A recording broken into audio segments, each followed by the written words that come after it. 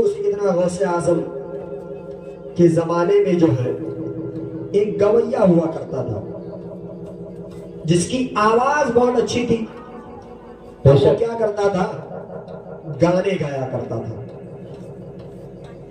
غوث اعظم نے اس کو سمجھایا کہ تیری آواز بہت اچھی ہے، تو گانے نہ گایا کر، نعت پڑھ لیا کر. اگر گانے گائے گا تو اللہ تجھ سے ناراض ہو جائے گا. بے شک نعت پڑھ لیا کر یار، تیری آواز بہت اچھی ہے. اب وہ انسان کیا کہتا ہے؟ بیچ چوراہے پہ کھڑے ہو کر غوث اعظم کی برائی کرنا شروع کر دیتا ہے. کہتا ہے یار تو غوث اعظم مجھ سے جلنے لگے، میری کمائی پر ان کو جلن ہو رہی ہے، میری ترقی ان سے دیکھی نہیں جاتی ہے. اب بہت سارے لوگوں سے اس نے غوث اعظم کے بارے میں آنا سنا بولنا شروع کر دیا. لیکن انسان کب تک جوانی کے عالم میں رہتا ہے؟ کبھی نہ کبھی تو اس کو بڑھاپا آ ہی جاتا ہے. اب جب اس گانا گانے والے انسان کی عمر جب ڈھلتی گئی، بڑھاپا آتا گیا، اس کی آواز جو ہے خراب ہونے لگی، گلے میں دقت ہونے لگی. لوگوں نے اس کو بلانا بند کر دیا، اس نے گانا بند کر دیا، لوگوں نے اس کو بلانا بند کر دیا. جی اب جب تک اس کے گھر پہ پیسہ تھا، اس کے گھر والے اس کو کھانا کھلایا کرتے تھے.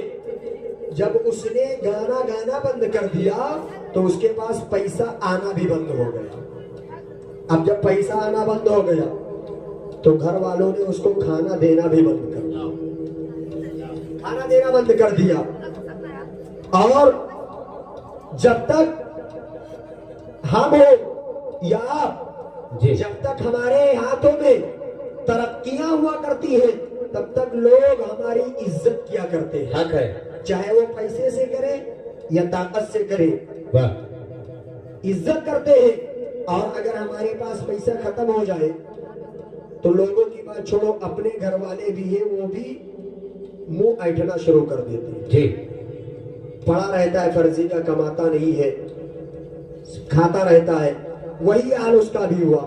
اب وہ آہستہ آہستہ جو ہے جب اس سے بتایا گیا تو اس نے کہا جب گناہ ہمارے ہیں تو پھر کیا ہوگا. اب اس نے سوچا کہ میں نے اتنا گناہ کیا ہے، اللہ مجھے معاف تو کرے گا نہیں، اور لوگوں نے مجھے بلانا بند کر دیا ہے، میری آواز بیکار ہو گئی ہے، مجھے گھر والوں نے کھانا بند کر دیا ہے، کھانا نہیں دیتے. اب میں کیا کروں؟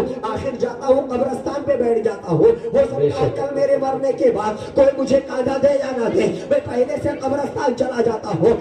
میں غوث اعظم کا گزر ہوتا ہے. غوث اعظم دیکھتے ہیں تو وہی انسان تھا جو پہلے کے دور میں گانا گایا کرتا تھا. اب غوث اعظم سیدھے اپنے حجرے میں آ جاتے ہیں. اپنے مدرسے میں آنے کے بعد اپنے شاگرد کو بلاتے ہیں اور پیسوں کی تھیلی دیتے ہیں اور کہتے ہیں فلاں جگہ قبرستان پہ ایک انسان بیٹھا ہوا ہے اور چلا جا، یہ تھیلی جو ہے اس انسان کو دے آنا. اب وہ شاگرد جب چل دیتا ہے تو غوث اعظم پھر فرماتے ہیں کہ دے دینا لیکن نام مت بتانا. جی دے دینا لیکن نام مت بتانا. وہ غوث کی شان ہے. اور آج ہماری اور آپ کی کیا شان ہے؟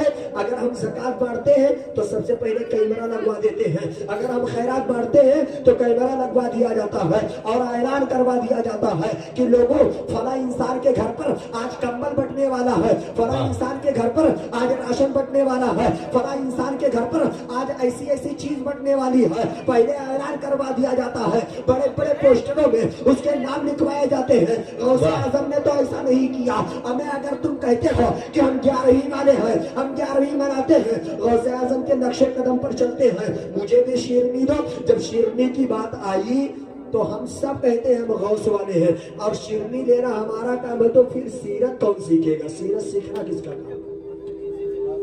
ماشاءاللہ 11ویں کے نام پہ جی شیرنی لینا ہمارا کام.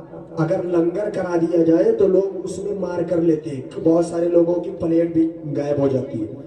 تو وہ ساری چیزیں کھانا ہمارا کام ہے. تو پھر سیرت کون سیکھے گا میرے بھائی؟ غوث اعظم کی سیرت بھی سیکھو. اب وہ غوث اعظم کیا کرتے ہیں, تو جا اور پیسہ دے کے آ جا, نام مت بتانا. اب وہ شاگرد جاتا ہے, پیسہ دے دیتا ہے, لیکن وہ انسان پوچھتا ہے کہ ٹھہر جاؤ, یہ پیسہ کس نے دیا؟ وہ کہتا ہے مجھے صرف دینے کا حکم تھا, بتانے کا حکم نہیں ہے, میں نہیں بتا سکتا. وہ انسان سمجھ جاتا ہے اور پیچھے پیچھے چل دیتا ہے اور آگے غوث اعظم کے مدرسے کے دروازے پہ رک جاتا ہے. غوث اعظم کے مدرسے کے دروازے پہ رک گیا. دروازے پہ رکنے کے بعد غوث اعظم بیٹھے ہوئے ہیں. جب دیکھتے ہیں کہ وہ انسان دروازے پر آ گیا تو فوراً غوث کی شان دیکھیے, اس کا عظمت اور مرتبہ دیکھیے کہ غوث اعظم خود اٹھ کے اس بھکاری سے آ کے ملتے ہیں کہ آخر تو اب کیا کمی رہ گئی جو تو یہاں چلا آیا. اور غوث اعظم نے صرف اس سے ملے نہیں بلکہ دنیا کو نصیحت دے دیا. آج کل کے کچھ پیر کی میں بات کرتا ہوں, میں نے انہی آنکھوں سے اتنی کم عمر میں دیکھا ہے. کچھ پیر ایسے ہوتے ہیں کہ اگر امیر لوگ اس کے پاس چلے جائیں تو اس کی اچھی خاطرداری کیا کرتے ہیں, اور اگر غریب انسان چلا جائے تو اس کو وقت دے کے ٹال دیا کرتے ہیں. تو فلاں جمعرات کو آ جانا, تو فلاں سوموار کو آ جانا, تو بدھوار کو آ جانا. آج میرے پاس ٹائم نہیں ہے. ہمیں دنیا کے اندر تم پیر اپنے آپ کو کہنے والے, اگر تمہارے اندر غوث کی شان والی بات نہیں ہے, اگر تمہارے اندر غوث اعظم کی سیرت کا ایک بھی ٹکڑا حصہ نہیں ہے تو پھر پیر نہیں ہو سکتے, کیونکہ غوث اعظم سے بڑا اس دنیا کے اندر کوئی پیر پیدا ہی نہیں.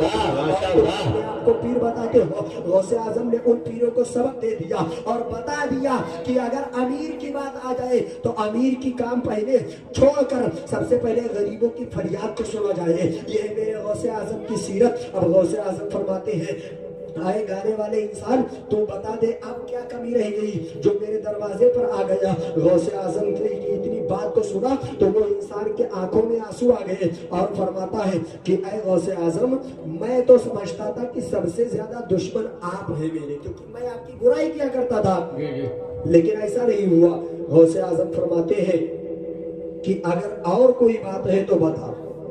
اب وہ انسان کہتا ہے کہ ایک مرتبہ میری جوانی کا وقت جب تھا, عالم جب تھا, تو اس وقت آپ نے کہا تھا کہ تو توبہ کر لے, اللہ تیرے گناہ معاف کر دے گا. کیا اب بھی میرے گناہ معاف ہو سکتے ہیں؟